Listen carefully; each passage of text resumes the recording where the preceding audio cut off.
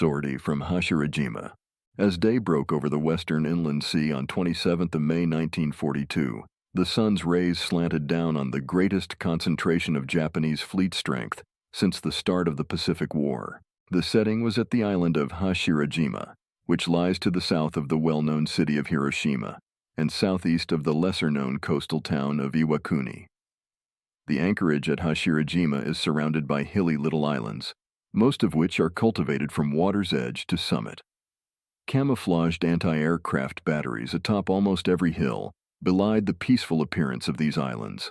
The anchorage was large enough to accommodate the entire Japanese Navy and was well off the ordinary routes of merchant ships. It was a wartime standby anchorage for Combined Fleet, whose headquarters had been functioning in safety from a battleship group stationed there since the start of the war. It had remained there so long, in fact, that naval officers had come to speak of Combined Fleet headquarters simply as Hashirajima. Within the anchorage, Commander-in-Chief Combined Fleet Admiral Isoroku Yamamoto's 68,000-ton flagship Yamato was moored to a red buoy.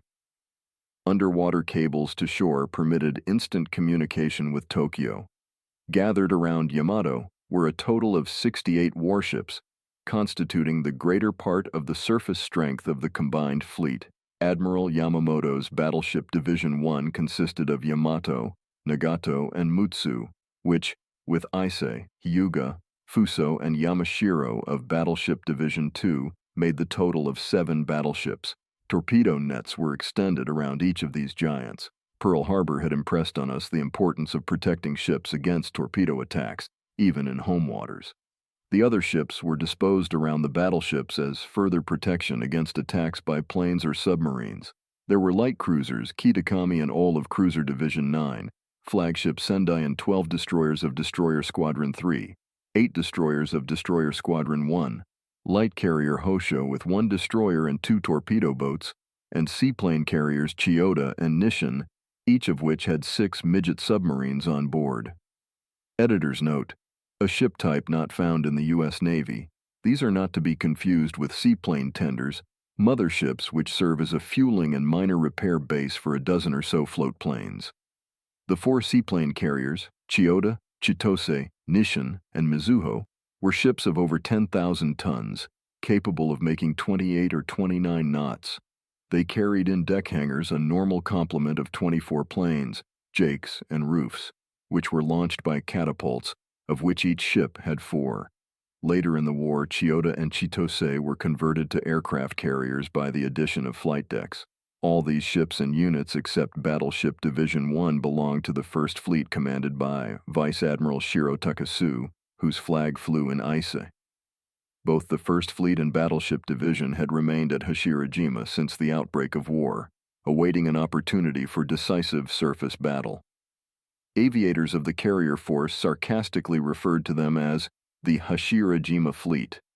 The 21 ships of our force, commanded by Vice Admiral Chuichi Nagumo, were anchored to the north of the so-called main strength just described.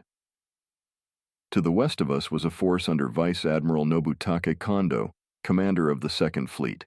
Here were heavy cruisers Atago Kondo's flagship, and Chokai of Cruiser Division 4, Miyoko and Haguro of Cruiser Division 5, fast battleships, Hiei and Kirishima of Battleship Division 3, light cruiser Yura and 7 destroyers of Destroyer Squadron 4, and light carrier Zuiho with 1 destroyer. This massive gray armada swung silently at anchor, each ship riding low in the water, under a full load of fuel and supplies taken on board at Kure in preparation for the sortie. The only traffic in the whole area consisted of chugging yellow Navy tugboats which emitted heavy black smoke from their tall stacks. On board the warships, there was little evidence of activity other than the occasional fluttering of signal flags as messages were exchanged. But despite the general quiet of the anchorage, one felt the excitement permeating the entire fleet. It was Navy Day, the anniversary of Admiral Togo's great victory over the Russian fleet in the Battle of Tsushima. Japan's achievements during the first 6 months of war in the Pacific seemed to rival that triumph of 37 years earlier. Spirits were high, and why not? Now we were embarking on another mission, which we confidently thought would add new glory to the annals of the Imperial Navy. At 800, Akagi's ensign was raised. Then on her signal mast went up a single flag which gave the tensely awaited order, sortie as scheduled, standing at the flight deck control post. I turned to watch the ships of Destroyer Squadron 10. White water splashed from the anchor cables of each destroyer, washing mud from the heavy links as they dragged through the hawse holes. The destroyers soon began to move, and they were followed by Cruiser Division 8, the second section of Battleship Division 3 and Carrier Divisions 1 and 2 in that order. The Nagumo force was on its way toward the scene of one of the most significant naval actions in history. As we steamed out of the anchorage, the ships of the other forces, which would sortie 2 days later, gave us a rousing send-off. The crews lined the rails and cheered and waved their caps as we passed. They seemed to envy our good fortune in being the first to leave. We waved back a farewell, and a general gaiety prevailed. Every man was convinced that he was about to participate in yet another brilliant victory. 2 hours later, we were halfway across the Ionada, and before long would enter Bungo Strait. Beyond the strait, it was expected that we might encounter enemy submarines. Combined reports on their activities were sent out daily from Imperial General Headquarters. Latest reports indicated that a dozen or more of them were operating close to the homeland, reporting on ship movements and seeking to destroy our lines of communication. Occasionally, they would send radio reports to Pearl Harbor, and it was at such times that our scattered radio direction finders would endeavor to spot them. Akagi, the sleek aircraft carrier flagship of Admiral Nagumo, headed westward through Kudako Strait, cruising easily at 16 knots on her course toward Bungo Channel and the broad Pacific. Through scattered clouds, the sun shone brightly upon the calm blue sea. For several days the weather had been cloudy but hot in the western inland sea, and it was pleasant now to feel the gentle breeze which swept across Akagi's flight deck.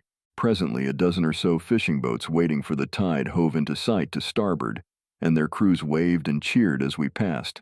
To port the tiny island of Urishima appeared to be. Floating on the surface of the sea, its thick covering of green foliage set off against the dim background of Aoshima. Beyond, the coast of Shikoku lay hidden in mist.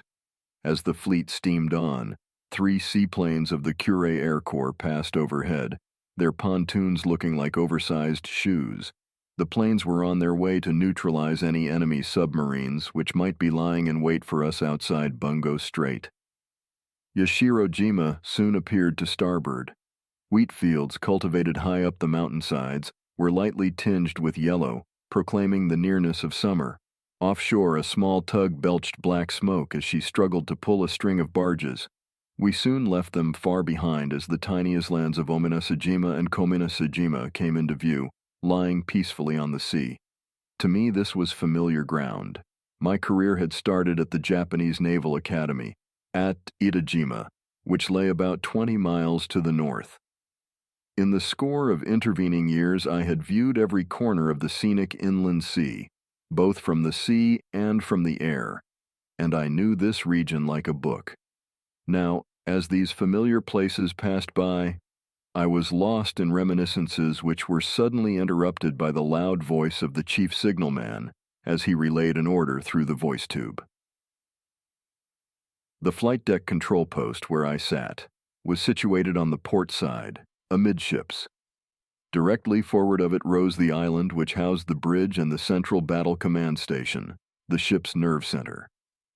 At this moment, all the top-ranking officers of the striking force, as well as Akagi's own skipper and his staff, were assembled on the bridge, for regulations required all hands to be at their stations when passing through a narrow strait. Scarcely had the chief signalman ceased calling the order when 4 flags were quickly hoisted on the small signal mast just abaft the flight deck control post. The first flag indicated a maneuvering order. Since we had now passed through the strait, I concluded, without knowing, the other 3 flags, that the order was for all ships to move into normal cruising disposition. Atop the signal mast fluttered the flag of the striking force commander. I wondered at the vast importance which Navy men attribute to such symbols. It is the hope and dream of every naval officer someday to fly his own flag. There were almost 100 such flags in the Japanese Navy at this time, and 4 of them were flying in this very force. Suddenly the ship's loudspeakers blared, "Passage through Strait completed. Stow gear. Restore normal condition of readiness." Men in undress whites and green work uniforms began drifting up to the flight deck to enjoy a last glimpse of the receding coastline. Some 20 communications men, their watch just completed, appeared on deck, doffed their shirts, and began to exercise. Commander Minoru Agenda, 1st Air Fleet Operations Officer, came down from the bridge and joined me. A classmate of mine at the Naval Academy, he was also an aviator, and our friendship was of long standing. He sat down beside me on a folding chair, lit a cigarette, and said, "I heard that you were ill back at Kagoshima. Are you all right now?" "Not so good," I replied. "My stomach still bothers me occasionally." "What's the trouble?"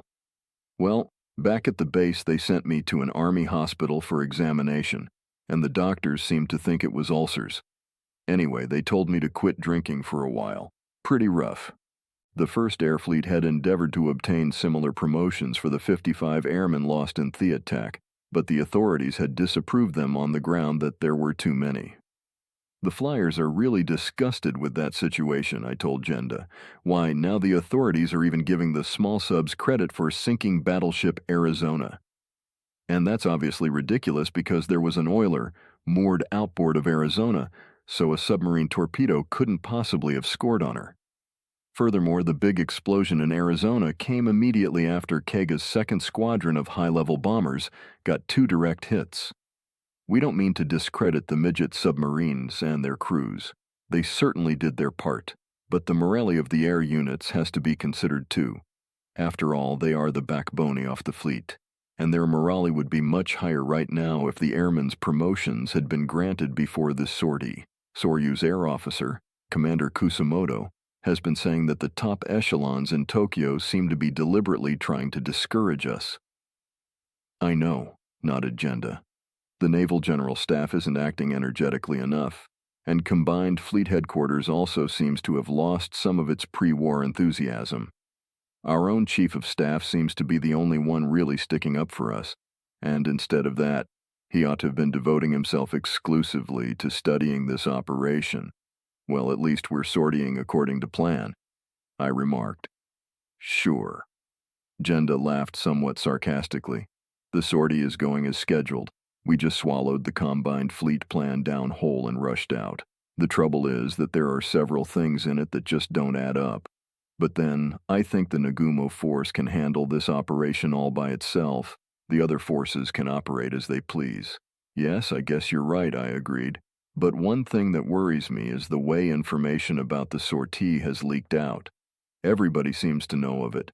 One officer I know was getting a shave the other day and was surprised to hear his barber remark, 'You're going out on a big one this time, aren't you?'" "Barbers always have quick ears," said Genda. "With so many ships docking at Cure for repairs, loading supplies and so forth, nobody in town could have helped knowing we were preparing to sortie. Also, some of our forces were rather obviously being fitted out for cold weather. With summer practically here, any fool could guess that northern operations were in prospect." I remarked on the difference in security measures between this and the Pearl Harbor operation, in which strictest precautions had been taken. "It just couldn't be helped," replied Genda. "Our entire fleet had to prepare for sortio on such short notice. It would have been better if the fleet could have made an intermediate move, say to the Marshalls, and waited for a while until attention was diverted from them. That way, we might have kept the enemy guessing longer as to where and when we intended to strike." I asked Genda why Combined Fleet hadn't taken this factor into consideration in planning the operation. "They still think the initiative is entirely in our hands," he explained. "Their plans are made far in advance, based entirely on their own thinking. The result is that they will never budge from them an inch." Our attention now shifted to the plains overhead. Bungo Strait was defended by the Psyche Defense Force and the planes of the Kure Naval Air Corps. To ensure the safe passage of our powerful task force, their entire strength had been assigned to sweep the channel and hunt out enemy submarines. But there were no alerts from either ships or planes. By noon, we had passed through the eastern channel of Bungo Strait into the deep blue waters of the Pacific, and the destroyers had spread out for a swift anti-submarine sweep before assuming their positions in a ring formation. At the center of the formation, 4 carriers steamed in 2 columns, Akagi and Kaga on the right, Hiryu and Soryu on the left. Surrounding them were 2 circles of screening ships. The inner circle consisted of heavy cruisers, Tone and Chikuma, disposed diagonally forward of the carriers, and battleships Haruna and Kirishima diagonally to the rear. Light cruiser Nagara and 12 destroyers formed the outer circle, with Nagara out in front as the lead sheep. The atmosphere was tense in every ship. Anti-submarine stations were fully manned, and all hands were alert and ready for action. There was not even time for sentimental looks backward at the receding coast of the homeland. Our ships sped to the southeast, making better than 20 knots to escape possible pursuit by enemy submarines.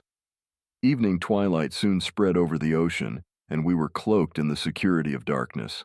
No submarines had been sighted, nor was there any indication that one had observed our sortie and reported it back to base. We had passed safely through the danger area and were speeding toward our destination, Midway. To comprehend fully what lay behind the fateful sortie of the Japanese combined fleet in late May 1942, it is necessary to hark back to the strategic concepts which dominated pre-war Japanese naval thinking and to trace their evolution through the initial phase of our operations in the Pacific War. For many years prior to Pearl Harbor, it had been common knowledge among the rank and file of Japanese citizens that the Imperial Navy was building up its strength and formulating its strategy, with the United States Navy as the hypothetical antagonist, while at the same time the Imperial Army based its preparedness and planning on the hypothesis of a contest with the Russian Army. This dual-standard policy, however, had not always existed. Up to the close of World War I, there had been a unified one-power standard for both the fighting services. China was the hypothetical enemy until near the turn of the century. Then Tsarist Russia filled this role for roughly 2 decades, until World War I and its aftermath radically altered the international picture. Having fought on the side of the victorious Allies, Japan emerged from World War I a first-class world power, and thus became the rival of her erstwhile companion in arms, the United States, for primacy in the Pacific. At the same time, the Communist Revolution in Russia reduced the threat of Russian imperialism in Asia and relegated the new Soviet state to a place of secondary importance in Japanese military planning.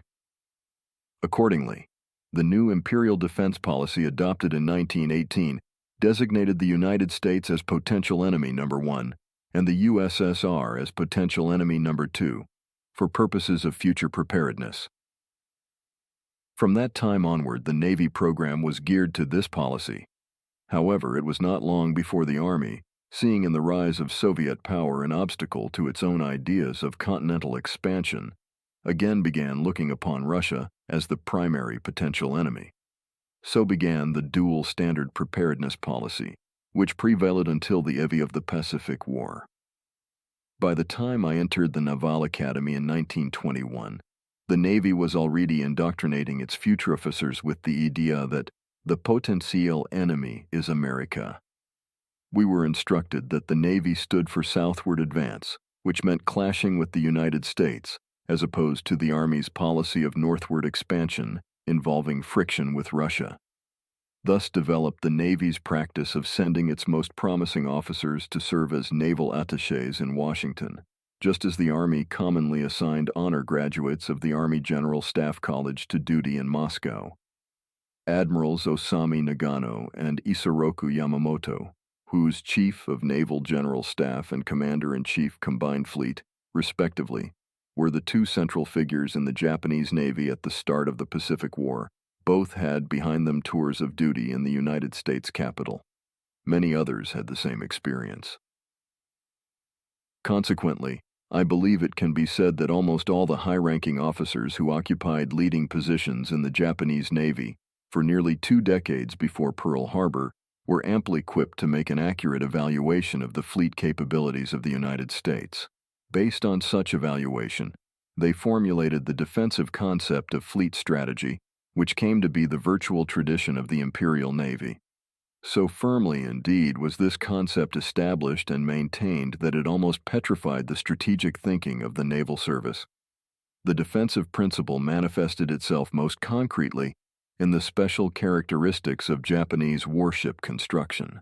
In the event of war, the Navy's strategists figured the superior American fleet would most probably carry the offensive into the Western Pacific, and it would be the role of the Imperial Navy to intercept and attack it in waters close to the Japanese homeland. Japanese ships, therefore, should be so designed as to assure every possible advantage in this type of operation. For this purpose, it was decided to sacrifice to the limit living accommodations for the crews, defensive armament, and radius of action in order to achieve maximum offensive power and speed. The goal was to produce ships which would be individually superior to those of the enemy, even by a single gun or torpedo tube, or by a single knot of speed. Hull design also reflected the defensive concept. With light cruiser Yubari as the forerunner, the Navy began building ships whose freeboard was of almost uniform height from bow to stern, giving the deck line a peculiar flat appearance. The reason was that ships of this design were considered best suited to operate in the rough seas surrounding the Japanese homeland. In such manner, the leaders of the Navy sought to offset Japan's inability to compete in aquantitative naval armaments race with the United States by emphasizing efforts to achieve qualitative superiority of ships for the specific type of operations envisaged. At the same time, they developed special tactical systems for waging decisive fleet action in the course of interception operations, stressing employment of the balanced fleet principle, with battleships as the backbone. By means of hard and unremitting training, these tactical concepts were thoroughly and uniformly inculcated throughout the fleet, and a high level of proficiency in their application was developed. Tireless effort finally produced a naval establishment whose confidence in its own fighting ability was expressed in the motto, "We rely not upon the enemy's not attacking us, but upon our readiness to meet him when he comes." Japan's naval preparedness, however, remained restricted within the bounds of the defensive concept. It was designed only to ensure safety against attack and to preserve peace. Naturally, such a thought as sending the fleet out to attack distant Hawaii never entered the minds of the Navy's leaders. Nor was it ever considered that Japan could afford involvement in an international conflict which might result in her small navies being pitted single-handed against those of more than one enemy power. Toward the end of 1936, I was ordered to the Naval War College as a student. It was a critical time, for shortly thereafter, Japan was to become free of the yoke of the naval arms limitation treaties. For some time past, there had been alarming outcries at home that 1936 would be a year of crisis, and that it might well witness the outbreak of war between Japan and the United States. Naval rivalry was indeed a sore spot in Japanese-American relations. At the Washington Conference of 1921, Japan had strongly pressed for a fleet ratio of 7 to 10 vis-a-vis the United States, basing her stand on the principle that the relative strengths of the two navies should be such that each could defend itself successfully against the other, but neither could attack or menace the other. This was the so-called principle of non-menace and non-aggression. Naval experts at the time generally agreed that in fleet warfare, an invading force needed to be 50% stronger than the defending. Under the 7 to 10 ratio demanded by Japan, the United States fleet would have had only a 43% margin of superiority, in other words, not quite enough to wage an aggressive campaign. The conference, however, finally adopted a 3 to 5 ratio applicable to capital ships meaning battleships, since in those days aircraft carriers were practically non-existent. This ratio gave the American fleet a 67% margin of superiority in the key battleship category, and therefore, in the eyes of the Japanese Navy, made it an aggressive menace to Japan. The Navy's efforts to develop superior ship types for defense operations, referred to earlier, were largely spurred by this threat. In 1930, the London Naval Conference was convoked for the purpose of extending the limitation of naval armaments to categories other than capital ships. At this conference, Japan again insisted upon a ratio of 7 to 10 in global tonnage of non-capital ships for the same reasons as she had advanced earlier, but again her demands were rejected. Confronted by the unbending attitude of the other powers, Japan decided to regain her freedom by refusing to renew the naval limitation treaties upon their scheduled expiration at the end of 1936. In accordance with treaty stipulations, notice of this intention was given by the Japanese government in December 1934, 2 years ahead of the expiration date. Earlier in the same year, the United States had enacted the Vincennes Naval Expansion Program, which it contended was necessary in view of changed conditions in Europe and Asia. This program aimed at building up American fleet strength to the full limits allowed by the Washington and London naval treaties by 1939. Prior thereto, the United States had not built up to treaty levels, whereas the Japanese fleet was already at full authorized strength. Consequently, until the Vincennes program, Japan had actually enjoyed some sense of security in spite of the treaty ratio. However, if the Vincennes program were carried to completion, the United States fleet would achieve, actually as well as on paper, the 67% margin of superiority, which Japanese naval strategists feared would enable it to carry out successful offensive operations against Japan. As soon as the naval limitation treaties lapsed, Japan promptly acted to counter the Vincennes program. In 1937, she adopted what was known as the Marusan program, the third naval expansion undertaken by Japan since the conclusion of the Washington Treaty. Under this program, greater stress than ever was placed upon building special superior-type ships and armament designed to offset numerical inferiority. Yamato and Musashi, the world's largest and most heavily armed battleships, were conceived as part of this effort. At the Naval War College, the problems of naval armament and possible war with the United States naturally came up for frequent discussion among the students. I particularly recall one of these debates, in which the majority of those present agreed that eventual war with America was inevitable. As usual, I seized the opportunity to voice my own pet, and somewhat iconoclastic, opinions. If it is accepted that war is inevitable, I asserted, our present naval preparedness policies are, in my opinion, entirely inadequate, and as long as we adhere to them, we shall never be in a position to win. The trouble is that we are trying to prepare ourselves to fight, and fight successfully, at an unforeseeable time, whenever an enemy challenge may force us to do so. But for us to maintain constantly the armaments level necessary to assure victory, regardless of when the war may come, is, I believe, utterly impossible. Consequently, if we are really convinced that war must come, we should ourselves determine in advance when to fight, and we should formulate a systematic long-range plan of preparedness based on that decision. We should stick to the plan at the sacrifice of everything else, above all avoiding involvement in war prior to the time we have fixed.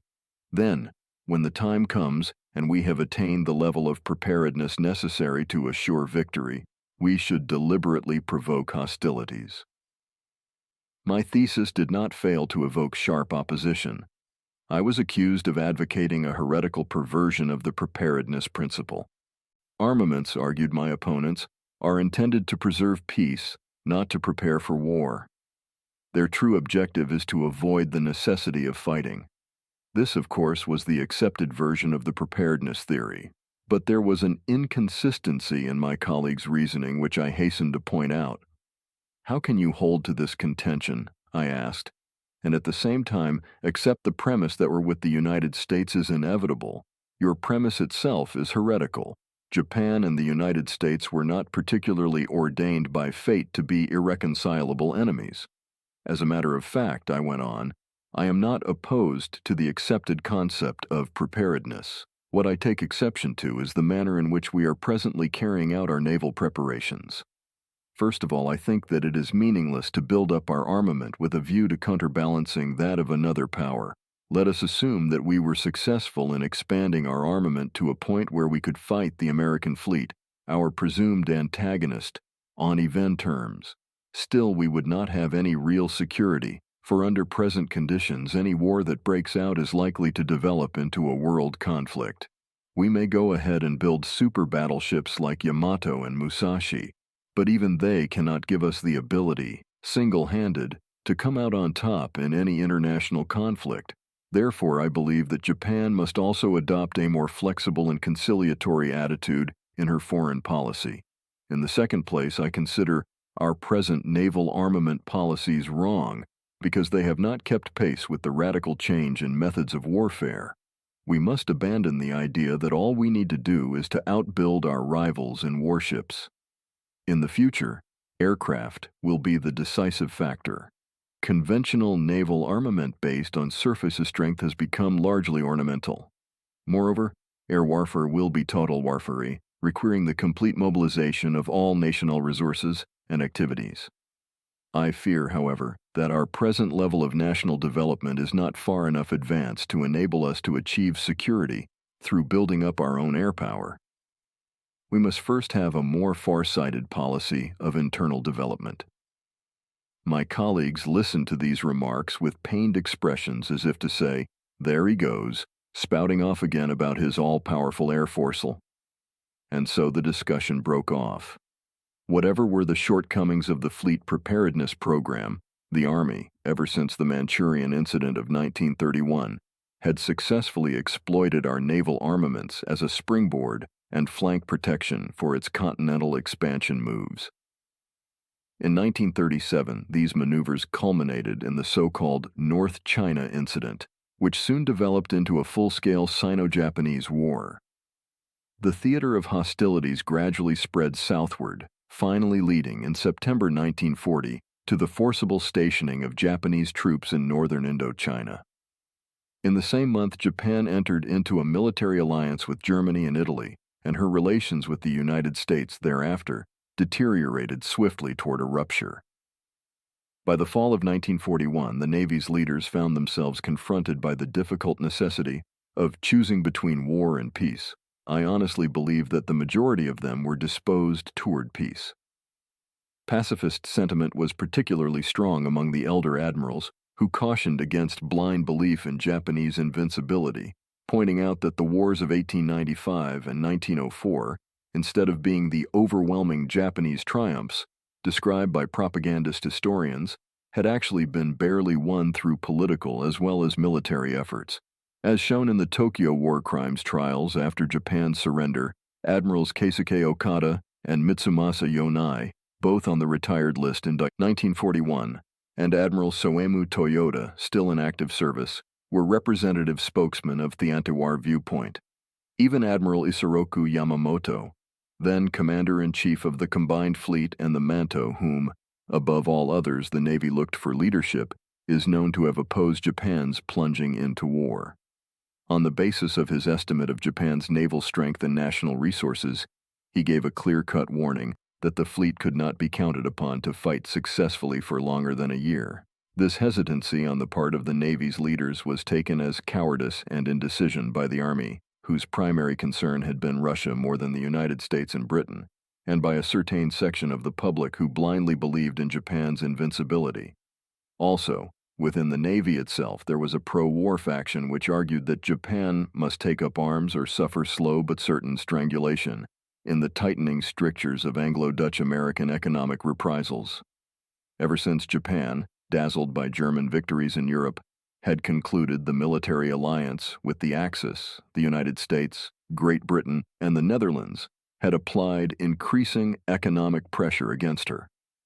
When Japanese troops moved into southern Indochina in July 1941, the three powers struck back with their most damaging blow to date, a concerted embargo on oil exports to Japan. The cutting off of oil supplies hit the Navy at its most vulnerable spot.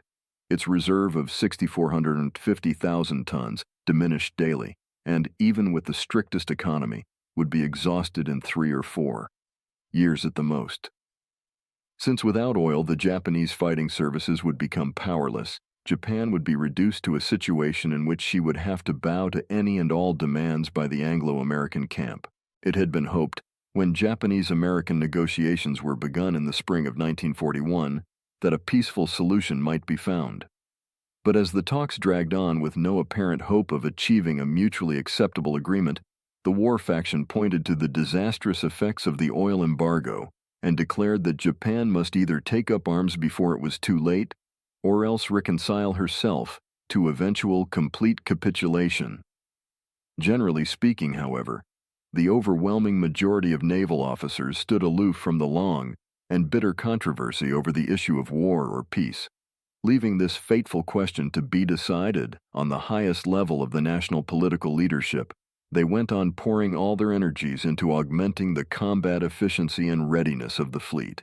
Meanwhile, since the beginning of 1941, Navy planners had been giving careful thought to air-vamping of fleet strategy. It was readily apparent that the traditional concept of purely defensive operations in waters close to the Japanese homeland would not be adequate for the type of war in which Japan now seemed increasingly likely to become involved. Strategy of initial operations. Whereas in the past, Japanese naval strategists had thought almost exclusively in terms of an isolated contest against a single enemy, the United States, they now had to remold their plans to fit Japanese participation in a multilateral world war. As an Axis ally, Japan had to count on waging simultaneous hostilities against the combined Pacific forces of the world's two strongest naval powers, Britain and the United States, not to mention Holland as well. With China, of course, Japan had already been at war since 1937. Such a large-scale conflict obviously would be a long, drawn-out struggle, in which possession of ample supplies of strategic natural resources would be a vital determinant of ultimate victory. Above all, Japan would have to gain quick access to oil, the most vital sinew of modern warfare. Oil, therefore, was the paramount factor in shaping Japanese strategy for the initial phase of hostilities, just as it was to become later the final precipitant of Japan's decision to fight. To secure a source of oil supply, it was essential that Japan seize the rich petroleum-producing areas of Southeast Asia as soon as possible after the outbreak of war. The prompt acquisition of these areas was, accordingly, the common central objective of the Navy's war planners, but a clear-cut divergence of opinion arose between the two principal strategy-formulating organs, the Naval General Staff and Combined Fleet, as to how this could best be accomplished. The basic war plan, elaborated by the Naval General Staff under Admiral Osamu Nagano, was the more orthodox, and superficially at least, the more cautious. Adhering firmly to the principle of maximum concentration of force, it called, in brief, for employing the bulk of the Navy's surface and air strength, including the carrier force, in a bold and direct thrust southward to capture the oil areas at the outset of hostilities. The General Staff strategists thus hoped to accomplish this seizure before the main body of the U.S. Pacific Fleet, based far away at Pearl Harbor, could interfere, and if it later came out to attack, the Japanese fleet would intercept and destroy it in the Western Pacific according to the tenets of the old defensive doctrine. While the Naval General Staff was planning along these lines, however, certain key officers in Combined Fleet were independently probing the feasibility of a much more daring and aggressive strategic plan. It is generally accepted that the basic concept of this plan originated in the mind of Admiral Isoroku Yamamoto, Commander-in-Chief Combined Fleet, early in 1941. As Supreme Commander at sea, Admiral Yamamoto was concerned above all with the potential threat posed by the strong American naval forces concentrated in the Hawaiian Islands. If, as envisaged by the Naval General Staff, the greater part of Japan's naval strength were committed to the invasion of the southern area without immobilizing these forces, at least temporarily, Admiral Yamamoto saw a serious danger that the United States might attack in the Western Pacific before the Japanese fleet could redispose itself to counter such an attack. He felt, therefore, that it was absolutely essential to eliminate this danger by striking a crippling offensive blow at the U.S. Pacific Fleet simultaneously with the launching of the southern operations. Here was the genesis of the surprise assault on Pearl Harbor. Admiral Yamamoto confidently outlined his bold concept to Rear Admiral Takejiro Onishi, then Chief of Staff of the 11th Air Fleet, and instructed him to study its practicability. Onishi, who later was to become the organizer of the first kamikaze air units, was one of the Navy's foremost career aviators and was highly respected throughout the Naval Air Corps as a man of intelligence and foresight. He proceeded to give careful thought to Yamamoto's idea. It was clear from the beginning, however, that the only effective means of attacking the Pacific Fleet within its Hawaiian base lay in the employment of the Japanese carrier force, the First Air Fleet, which then contained 4 large carriers, 2 small carriers, and a destroyer screen. Onishi's own organization, the 11th Air Fleet, consisted chiefly of shore-based attack planes and was obviously incapable of delivering an attack on Hawaii from bases in the Marshalls 1,000 miles away. It could be used effectively only against the Philippines and Malaya. To assist him in his study, therefore, Onishi turned to Commander Minoru Genda, a brilliant staff officer of the First Air Meet, who shared Onishi's belief in the key role of naval air power. Though short in stature, Genda was endowed with a strong fighting spirit which was reflected in his hawk-like countenance. He had begun his naval career as a fighter pilot, and his skill and daring in that capacity had won for him and his units the nickname of the Genda Circus. Genda, however, was more than a skillful flyer. He was also an outstanding air tactician. Ace operations officer of the 2nd Combined Air Group, dispatched to the Shanghai area in 1937, he had been instrumental in introducing new and vastly improved methods for mass, long-range operations by fighter aircraft. Later, after graduating with honors from the Naval War College, he had served 2 years in London as Assistant Naval Attaché for Air, an experience which further broadened his outlook. Genda's most noteworthy contributions in the realm of air tactics were the mass employment of fighters to gain control of the air where friendly bombers were to operate, and the concerted use of several carrier task groups in a single tactical theater. These new methods, applied so effectively in the opening phase of the Pacific War, were to become widely known in American aviation circles under the name of Gendaism. In compliance with Admiral Onishi's request, Genda made an exhaustive study of whether Admiral Yamamoto's Hawaiian attack concept could be put into practical execution, finally drawing up his ideas in a full report. The report stated as its conclusion that the proposed attack could be successfully carried out, provided that the following essential conditions were met. Commander Genda's report convinced Admiral Yamamoto that the idea of a carrier-borne air assault on Pearl Harbor was sound, and Combined Fleet pushed ahead with further concrete planning. However, when the tentative scheme was finally broached to the Naval General Staff, which had already concluded that the main strength of the fleet should be employed in the invasion of the southern area, it naturally encountered strong opposition.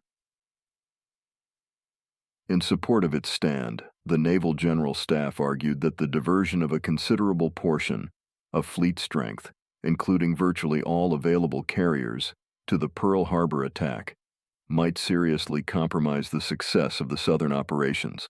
This argument indeed was not lacking in cogency, for few even in aviation circles then thought that shore-based air alone would suffice to cover and support the southern invasions. At the same time, there was no inclination to underestimate the strength of the American, British, and Dutch naval forces in Far Eastern waters. The Naval General Staff critics further assailed Yamamoto's plan for the Pearl Harbor attack as being too much of a gamble because its success depended entirely upon taking the American fleet by surprise within its base. If, for any reason, this could not be accomplished, the attack would fail, possibly with disastrous consequences. Nor were such doubts limited to the Naval General Staff. Vice Admiral Chuichi Nagumo, whose First Air Fleet would have to play the central role in the Hawaiian assault, himself opposed the plan at first. Nagumo concurred in the General Staff contention that maximum strength should be thrown into the conquest of the oil regions to the south, as this was of primary strategic importance. He also underlined further the riskiness of the Yamamoto plan, pointing to the high vulnerability of carriers to air attack. Even a large carrier, he warned, could be quickly and effectively disabled by a few bomb hits. But Admiral Nagumo's views were not shared by all his subordinate commanders in the First Air Fleet. Rear Admiral Tamon Yamaguchi, Commander Carrier Division II, enthusiastically supported the Yamamoto plan. The U.S. Pacific Fleet, he argued, was the mainstay of Allied strength in the entire Pacific area, and its destruction should therefore be the first and foremost objective of Japanese strategy. Were the American fleet left free and undamaged, Japan would become unable to exploit any success in the South. Conversely, if it were destroyed at Pearl Harbor at the start of hostilities, the conquest and exploitation of the rich oil areas would become easy tasks. Admiral Yamamoto himself was firm and unbending in his insistence on the Pearl Harbor attack plan. Opposed as he unquestionably was to Japan's going to war, once that decision was taken, he would be responsible for the successful prosecution of the war at sea.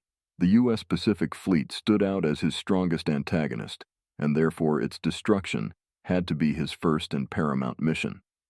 Thanks to the remarkable advance in naval air force capabilities, it was now possible to attack that fleet at Hawaii without waiting for it to come out to the western Pacific. Despite the risk, Yamamoto could see no reason for hesitating to take the gamble. The Naval General Staff did not yield easily, however. Admiral Yamamoto, it is understood, finally threatened to resign as Commander-in-Chief Combined Fleet unless his plan was adopted, and he also declared himself ready to take personal command of the carrier striking force in the attack if Admiral Nagumo remained half-hearted. Confronted by this ultimatum, Admiral Nagano, Chief of Naval General Staff, had no choice. Records now available show that Nagano at last gave his consent at a meeting with Yamamoto in Tokyo on 3 November 1941, only 35 days before the Pearl Harbor attack was actually delivered. Japan's fleet strategy for the opening phase of the Pacific War was now fixed. The defensive concepts of pre-war days were dead and buried. The new watchword was attack. On the political front, meanwhile, developments were rapidly pointing toward war. On 5 November, the government and High Command jointly decided that Japan would take up arms if diplomatic negotiations failed to achieve a settlement by the end of November. On that same day, Admiral Yamamoto ordered Combined Fleet to make final preparations for war and issued an outline of the initial operations, including the attack on Pearl Harbor. On 7 November, a further Combined Fleet order tentatively fixed 8 December as the date for the start of hostilities, the Pearl Harbor attack. By 22 November, the Pearl Harbor task force of 31 ships, under command of Vice Admiral Nagumo, had assembled in utmost secrecy at Tankan Bay in the Kurile Islands. The assemblage consisted of a striking force of 6 fleet carriers, Carrier Divisions 1, 2, and 5, a screening force of 2 fast battleships, Battleship Division 3, 2 heavy cruisers, Cruiser Division 8, and 1 light cruiser and 9 destroyers, Destroyer Squadron 1, an advance patrol unit of 3 submarines, and a fleet train of 8 tankers. At 600 on 26 November, this force sortied and headed via a devious route for a prearranged standby point at latitude 42 degrees N, longitude 170 degrees W. At this point, it was to receive final orders depending upon the ultimate decision taken on the question of whether or not to go to war. On 1 December, this decision was made, and it was for war. A combined fleet order dispatched the following day to Nagumo's eastward moving task force, definitely set 8 December as the date for attacking Pearl Harbor. On 3 December, 4 December in Japan, the task force altered course southeastward, and at 11:30 on the 6th, it turned due south to close the island of Oahu, increasing speed to 24 knots. In the very early morning of the 7th, with only a few hours to go before the target would be within plane striking distance, the task force received disturbing information from Tokyo. An Imperial General Headquarters intelligence report, received at WWII, indicated that no carriers were at Pearl Harbor. These were to have been the top priority targets of our attack, and we had counted on their being in port. All of the American carriers, as well as all heavy cruisers, had apparently put to sea. But the report indicated that a full count of battleships remained in the harbor. Despite this late-hour upset, Vice Admiral Nagumo and his staff decided that there was now neither course left but to carry out the attack as planned. The U.S. battleships, though secondary to the carriers, were still considered an important target, and there was also a faint possibility that some of the American carriers might have returned to Pearl Harbor by the time our plane struck. So the task force sped on toward its goal, every ship now tense and ready for battle. In the pre-dawn darkness of 7 December, Nagumo's carriers reached a point 200 miles north of Pearl Harbor. The 0 hour had arrived. The carriers swung into the wind, and at 600 the first wave of the 353-plane attack force, of which I was in overall command, took off from the flight decks and headed for the target. The first wave was composed of 183 planes, level bombers, dive bombers, torpedo planes, and fighters. I flew in the lead plane, followed closely by 49 Type 97 level bombers under my direct command, each carrying one 800-kilogram armor-piercing bomb. To starboard and slightly below flew Lieutenant Commander Shigeharu Murata of Akagi and his 40 planes from the 4 carriers, each carrying one torpedo slung to its fuselage. Above me and to port was a formation of 51 Type 99 carrier dive bombers, led by Lieutenant Commander Kakuichi Takahashi from Shokaku. Each of these planes carried one ordinary 250-kilogram bomb. A 3-group fighter escort of 43 Zeros, commanded by Lieutenant Commander Shigeru Itaya from Akagi, ranged overhead on the prowl for possible enemy opposition. The weather was far from ideal. A 20-knot northeast wind was raising heavy seas. Flying at 3,000 meters, we were above a dense cloud layer which extended down to within 1,500 meters of the water. The brilliant morning sun had just burst into sight, setting the eastern horizon aglow. 1 hour and 40 minutes after leaving the carriers, I knew that we should be nearing our goal. Small openings in the thick cloud cover afforded occasional glimpses of the ocean, as I strained my eyes for the first sight of land. Suddenly, a long white line of breaking surf appeared directly beneath my plane. It was the northern shore of Oahu. Veering right toward the west coast of the island, we could see that the sky over Pearl Harbor was clear. Presently, the harbor itself became visible across the central Oahu plain, a film of morning mist hovering over it. I peered intently through my binoculars at the ships riding peacefully at anchor. One by one I counted them. Yes, the battleships were there all right, 8 of them, but our last lingering hope of finding any carriers present was now gone. Not one was to be seen. It was 07:49 when I ordered my radio man to send the command, "Attack." He immediately began tapping out the prearranged code signal, 222. Leading the whole group, Lieutenant Commander Murata's torpedo bombers headed downward to launch their torpedoes, while Lieutenant Commander Itaya's fighters raced forward to sweep Nanimi fighters from the air. Takahashi's dive bomber group had climbed for altitude and was out of sight. My bombers, meanwhile, made a circuit toward Barber's Point to keep pace with the attack schedule. No enemy fighters were in the air, nor were there any gun flashes from the ground. The effectiveness of our attack was now certain, and a message, "Surprise attack successful," was accordingly sent to Akagi at 0753. The message was received by the carrier and duly relayed to the homeland, but, as I was astounded to learn later, the message from my plane was also heard directly by Nagato in Hiroshima Bay and by the General Staff in Tokyo. The attack was opened with the first bomb falling on Wheeler Field, followed shortly by dive bombing attacks upon Hickam Field and the bases at Ford Island. Fearful that smoke from these attacks might obscure his targets, Lieutenant Commander Murata cut short his group's approach toward the battleships anchored east of Ford Island and released torpedoes. A series of whitewater spouts soon rose in the harbor.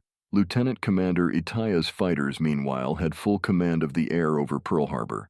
About 4 enemy fighters which took off were promptly shot down. By 0800 there were no enemy planes in the air, and our fighters began strafing the airfields. My level bombing group had entered on its bombing run toward the battleships moored to the east of Ford Island. On reaching an altitude of 3,000 meters, I had the sighting bomber take position in front of my plane. As we closed in, enemy anti-aircraft fire began to concentrate on us. Dark gray puffs burst all around. Most of them came from ship's batteries, but land batteries were also active. Suddenly, my plane bounced as if struck by a club. When I looked back to see what had happened, the radio man said, "The fuselage is holed and the rudder wire damaged." We were fortunate that the plane was still under control, for it was imperative to fly a steady course as we approached the target. Now it was nearly time for ready to release, and I concentrated my attention on the lead plane to note the instant his bomb was dropped. Suddenly a cloud came between the bomb, sight, and the target, and just as I was thinking that we had already overshot, the lead plane banked slightly and turned right toward Honolulu. We had missed the release point because of the cloud and would have to try again. While my group circled for another attempt, others made their runs, some trying as many as 3 before succeeding. We were about to begin our second bombing run when there was a colossal explosion in Battleship Row. A huge column of dark red smoke rose to 1,000 meters. It must have been the explosion of a ship's powder magazine. The shockwave was felt even in my plane, several miles away from the harbor. We began our run and met with fierce anti-aircraft concentrations. This time the lead bomber was successful, and the other planes of the group followed suit promptly upon seeing the leader's bombs fall. I immediately lay flat on the cockpit floor and slid open a peephole cover in order to observe the fall of the bombs. I watched 4 bombs plummet toward the earth. The target, 2 battleships moored side by side, lay ahead. The bombs became smaller and smaller and finally disappeared. I held my breath until 2 tiny puffs of smoke flashed suddenly on the ship to the left, and I shouted, 2 hits. When an armor-piercing bomb with a time fuse hits the target, the result is almost unnoticeable from a great altitude. On the other hand, those which miss are quite obvious because they leave concentric waves to ripple out from the point of contact, and I saw 2 of these below. I presumed that it was Battleship Maryland we had hit. As the bombers completed their runs, they headed north to return to the carriers. Pearl Harbor and the air bases had been pretty well wrecked by the fierce strafings and bombings. The imposing naval array of an hour before was gone.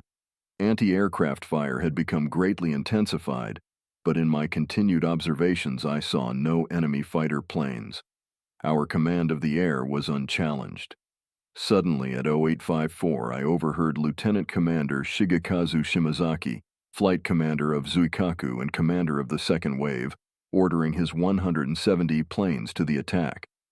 The second wave had taken off from the carriers at 0715, 1 hour and 15 minutes after the first, and was now over the target.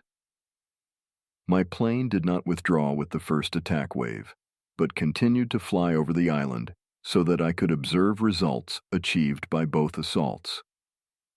Furthermore, it was planned that my plane would remain until the last to serve as guide back to the carriers for any straggling fighters, since these carried no homing devices.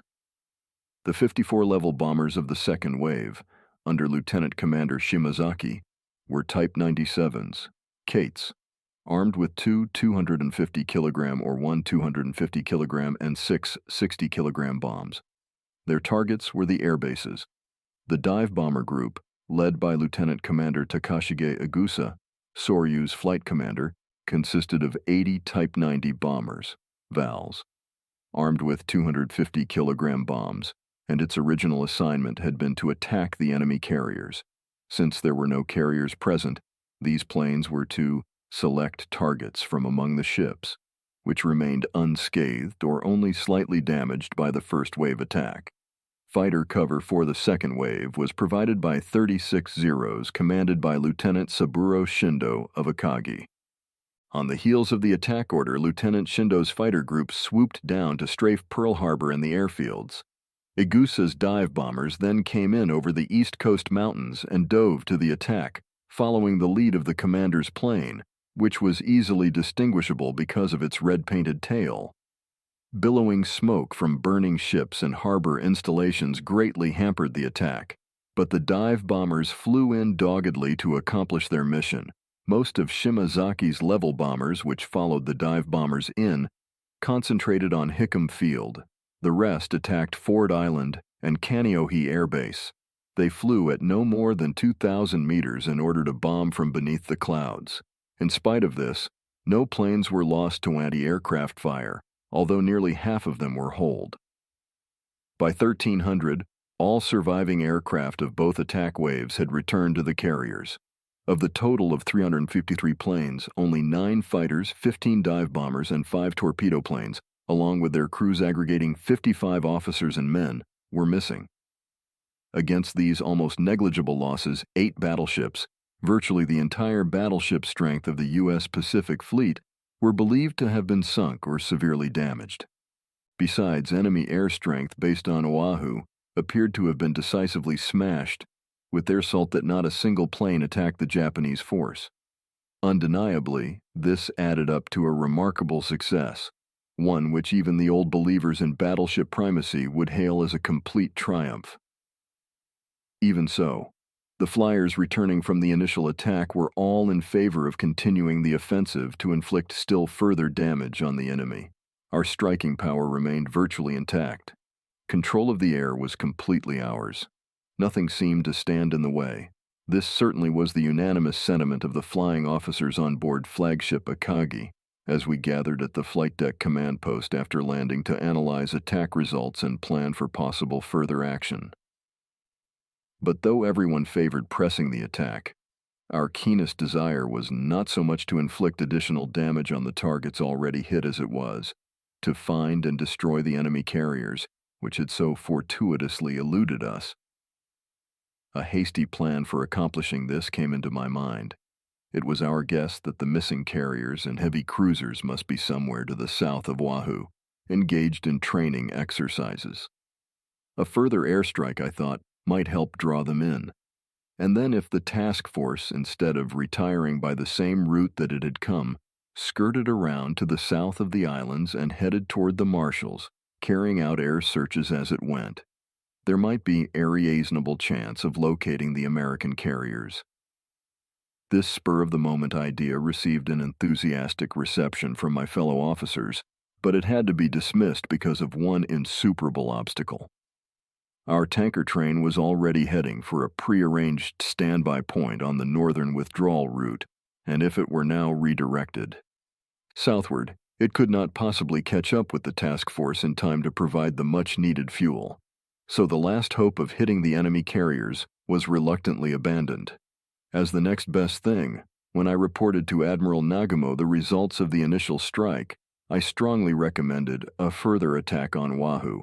His decision, however, which I believe was influenced to a considerable degree by his Chief of Staff, Rear Admiral Ryunosuke Kusaka, was to terminate the attack and withdraw. At 1330, upon a flag signal from Akagi, the task force set a north-northwest course and retired as swiftly and silently as it had come.